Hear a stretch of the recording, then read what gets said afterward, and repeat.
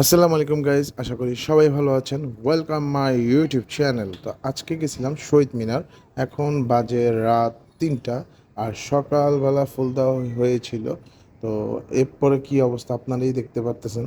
এত শহীদ দেশের জন্য জীবন দেওয়ার পর দিন শেষে এটা দেখেন যে এই অবস্থা। ছি, মানে আসলে কি বলবো আর কি।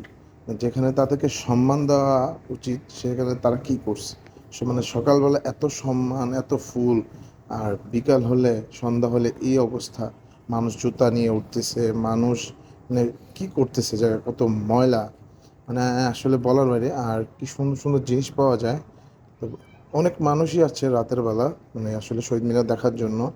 তো আসলে আমার দেখে খুবই খারাপ লাগছে, মানে হাজারো শহীদের এই জায়গায় শহীদ মিনার।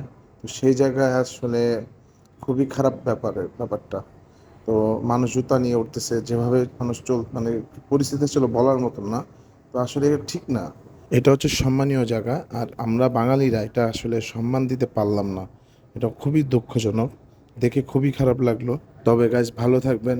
আবারও নতুন কোনো ব্লগ নিয়ে আবার চলে আসবো। আসসালামু আলাইকুম।